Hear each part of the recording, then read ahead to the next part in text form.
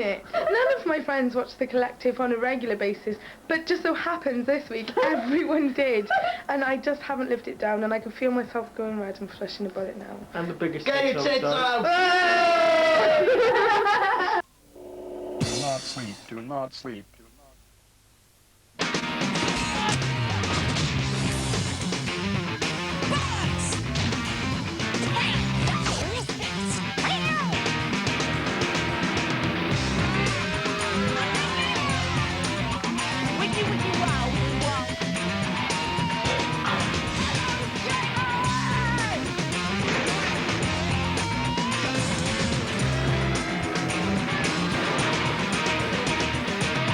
Beware, coward.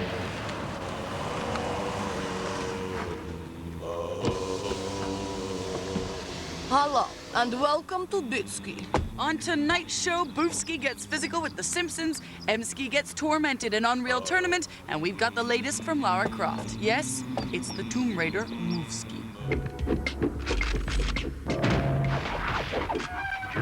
Enough of the peasant stuff. But first, Alexei got to deal with some Cossacks. One thing I'll say about strategists, hey, they sure are thorough. Cossacks' European War was extremely well-researched by a proper military historian with 9 scholastic and journalistic resources covering 300 years. There's also an encyclopedia chock-up with all the relevant did-you-knows, which is why, from the outset, let me make it perfectly clear, this is not a game. This is a lesson in warmongering. Occasionally, once every 6 months or so, my bearded friend disappears into his study. For the next 8 weeks, he is no longer mild-mannered Mark, inhabitant of a quiet flat in Glasgow, but a powerful general of the highest military proportions, creating and recreating the greatest skirmishes history has ever known. Across the 40 battles and the extensive 3-part tutorial, you'll wallow in the muck and the mire of the 16th to the 18th centuries, forming formations and stepping into the smelly and usually uncomfortable boots of 16 equally weighted European nations. So, no ganging up on the French. 10 of these battles are meticulously recreated down to the minutest last detail. There is no irony here, which leads me nicely to the $64,000 question. If everything is exactly as it was then, why must we suffer it again?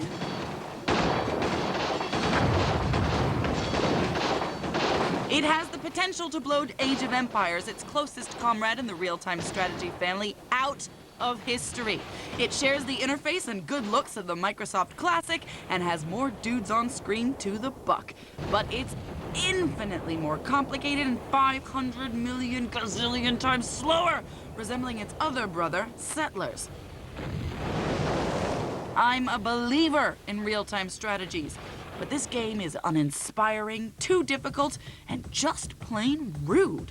It's unresponsive, doesn't give any feedback, and neglects to tell you anything other than the historical facts. It aims to make your life difficult, and most exasperating of all, I played a Pole, I played a Ukrainian, a Dutchman, and a Brit. Nowhere was there a single bloody Russian. Cossacks my ass. The Russians are loving it. They bought 100,000 copies on the first 2 days it was on the shop shelves in Red Square. Then again, there's no accounting for taste. They do eat turnips after all. But maybe they're practicing for World War III now that George W. is in office. Everybody else, just move along. There's far more enticing titles just around the corner. Oh, Donna Summer!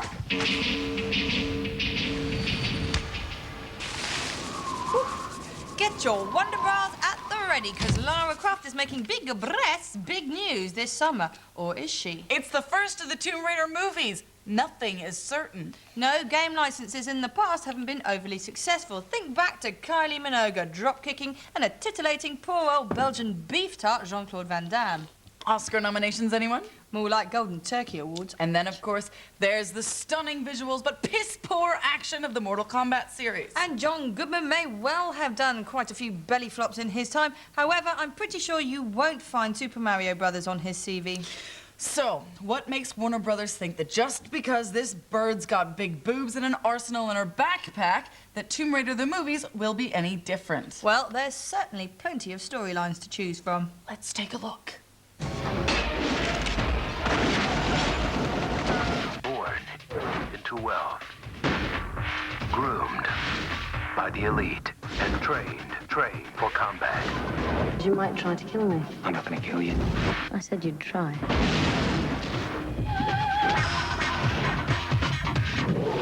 From the silver screen to the tiny screen in the palm of your hand. That's right, Sega have been making deals with Motorola and personal digital assistants. The result is all their 8, 16 and 32-bit back catalogue might just be getting a relaunch. But does that mean that Lady Lara will be tempted back to her old Sega Saturn roots?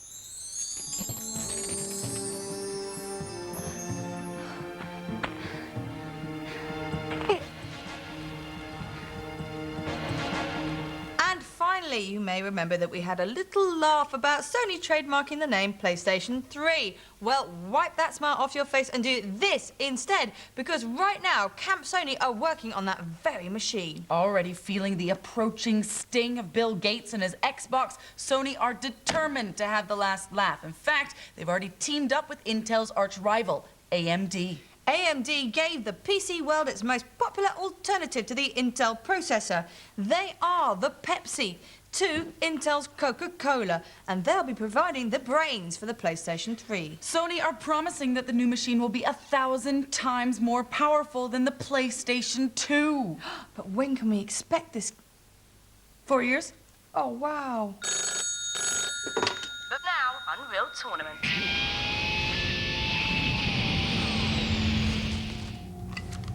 PlayStation gamers are about to pop a cap in the arse of PC heads when the Rambo of the first-person shooter launches on Sony's #2. Yes, it's the gun-ho, gun-tastic Unreal Tournament. Prepare yourself, PC players.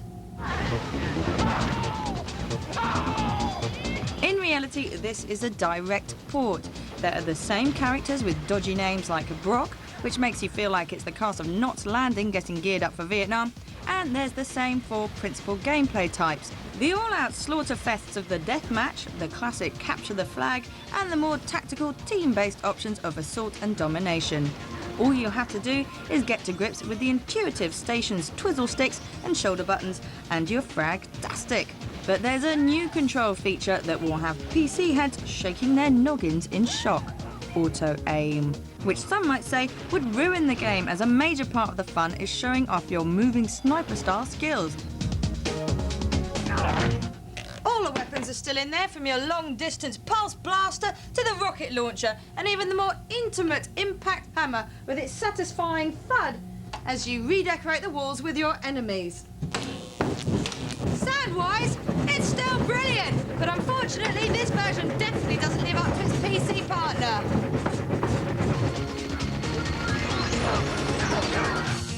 The first version of this game, simply titled Unreal, appeared back in '98 on PC to enormous acclaim. Porting games is never easy though, particularly when the game is already so well established on the original platform. It would appear that this has been a pretty rushed job, leaving some serious chinks in the armour. If you compare this version to the one on the PC, it doesn't run as fast, doesn't look as good, and has lost the apparently essential online multiplayer edge. You also won't be able to download additional skins, patches, or other fun-time stuff to keep you interested in the long term. Unreal Tournament does exactly what it's meant to do. As a port, it really works, but it will never be as good as the original. It doesn't look as good, and you can't take it online. But hey, it's all right for PlayStation 2. And let's face it, PC heads are never going to buy it anyway. But it would have been nice to have had an improved version, if only to wipe the smug smiles off their little faces. For the rest of us, it's out March 23rd. What about my washing? Must be time for Shop Shelf. Supercross 2001 is big air, big bikes, and big muddy patches on your knees in this improved version of Supercross 2000. EA have given up trying to make this a sim, thrown reality out the rear window, and given this game a right good arcade makeover. You don't need precision to win, just speed and slide.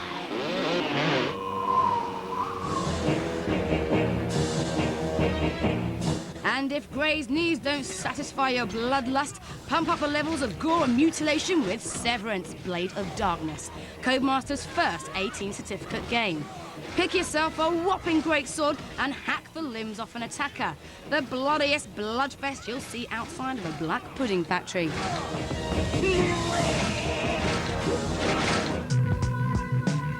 Knockout Kings is back to defend its title, featuring some of the best male boxers around, graphically improved and enhanced all over. Never forget that it's all in the footwork.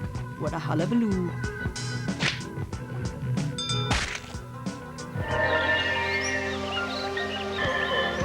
You saw it here 2 weeks ago. Now you can finally get your sticky paws on the most beautiful world that is Phantasy Star Online. It's the kind of world Michael Jackson has always dreamed of, where all the people of the world can play together, man, speak the same language, and help each other and choose their own faces and bodies.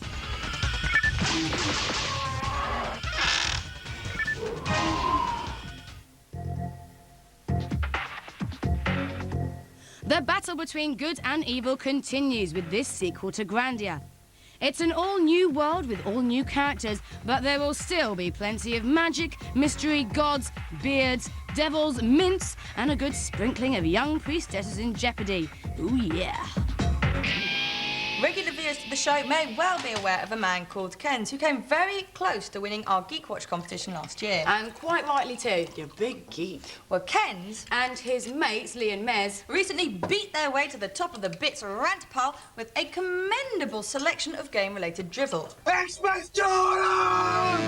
If you want to air your views on national television, then you can do so and find out how by visiting our website. log on at www.forlater.com/bits, where you can find out how to make your very own self-indulgent video, which, if it's as blinding as Kens's, will be broadcast on our TV show. Join us after the break when you can hear Kens's rant on old-school gaming, and we'll also be previewing a brand new game featuring The Simpsons. So, take us into the break, Ken! There isn't room enough in this ring for the two of us, loser.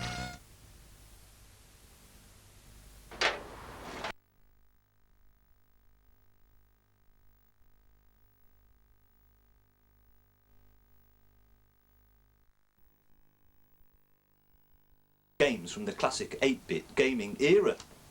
Waka waka waka waka waka. I remember the good old days when games cost under a tenner, when you didn't have to upgrade your system to actually run them, when you could play a game and not complete the whole thing on your first go.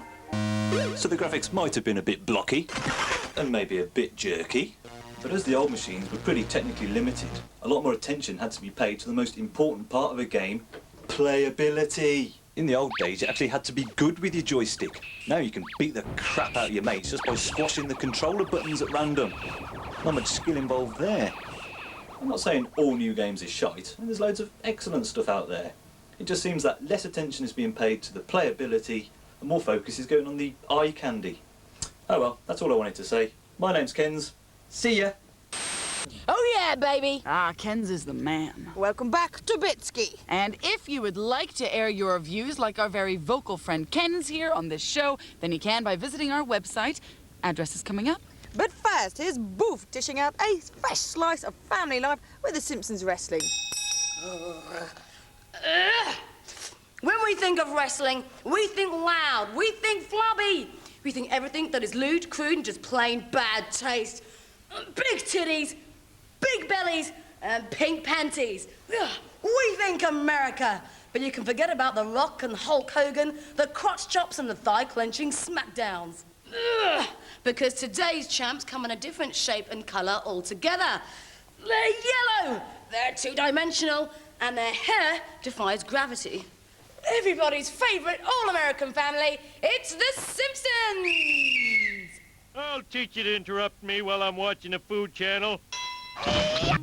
With 19 characters to choose from, you take on the identity of your particular favourite to earn the Springfield Championship. Senselessly beat the crap out of your opponent in familiar spots around America's most commonly named town.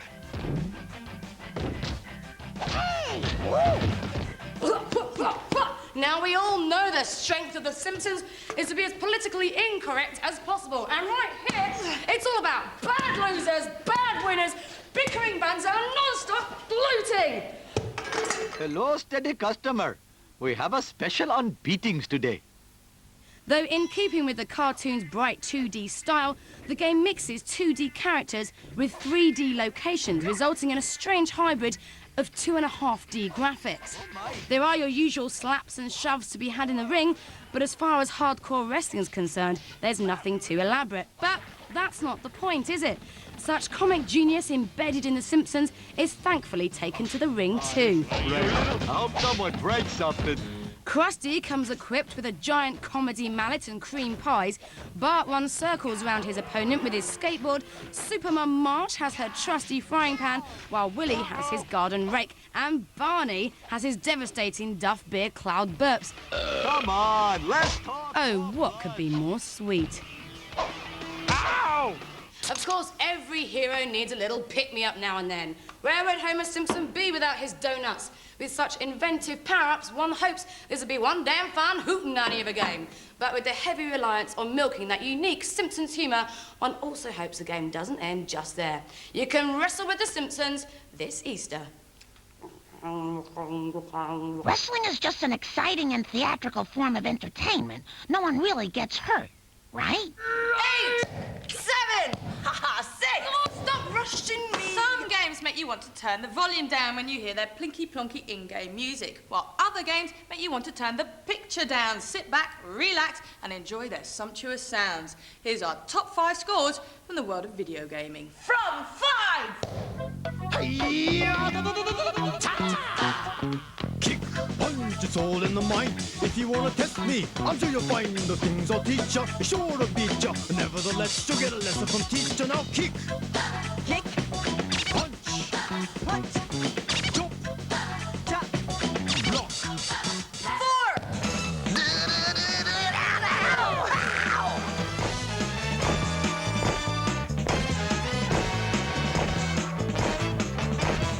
Blank's fled to the recording studio. Roger. Hey, they've got their cannons aimed at you.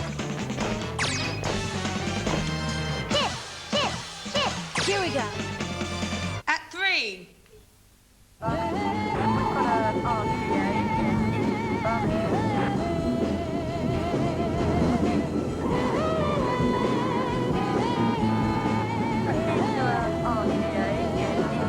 At 2.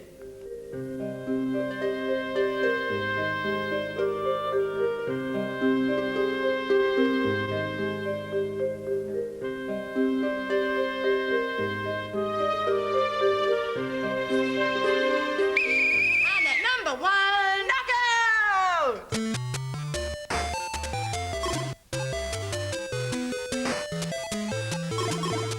No, not annoying. Strangely infectious. Hey!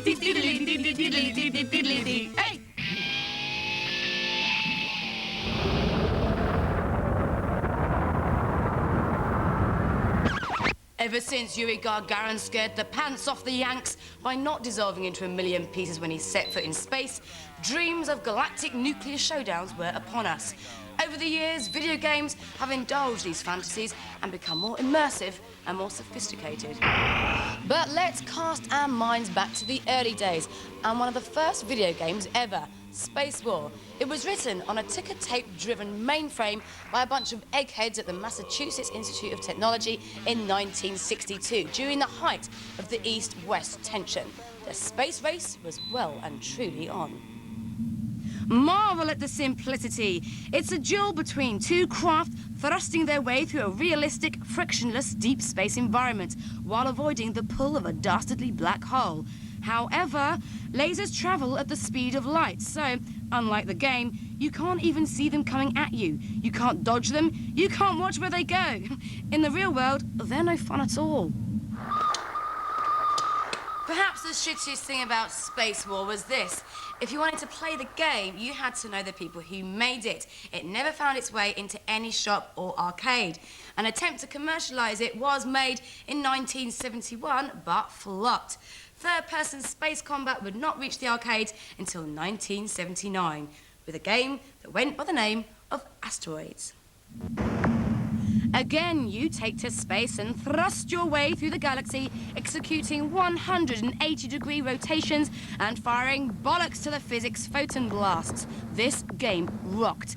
You so little and pointy, the asteroids so big and rough. All you had to contend with, apart from the tricky space debris, was the occasional flying saucer. These were sent to harass you for keeping all those spare coins in your pocket for far too long. But why would you delay your annihilation in a game like Asteroids when disintegration looked so cool? Asteroids was the distilled perfection of the third-person space shooter. It was Handel, it was Bach, but where was Stravinsky? His generation was yet to be born. They would cry out for noise and colour and destruction on a scale that can only be described as large. It needed a voice, it needed music, and the first step would be sinister. The 80s had arrived, with rah-rah skirts haunting a fashion industry where boys could wear eyeliner. In '83, Sinistar came to pioneer arcade video gaming. Taking to the skies, the game was typical space trekking fare. But this was the first to use stereo sound and the first to use digital voices. Beware, coward. Now you know where we nicked our infamous "Beware, cowards" from. Just keeping it retro for ya. It was also the first to introduce the big badass boss. The Sinistar was so hard to beat, it was a real nickel pumper and never actually took off in the arcades.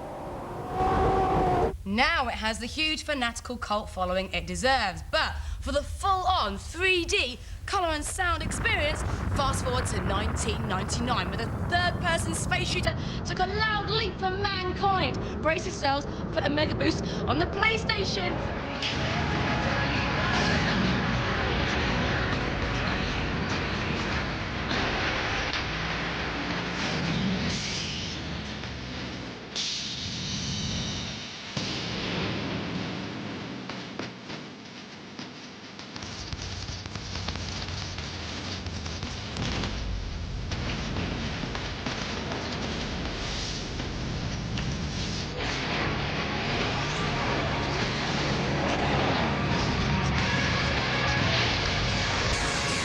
The Cold War has long gone. Your enemy is the machine itself.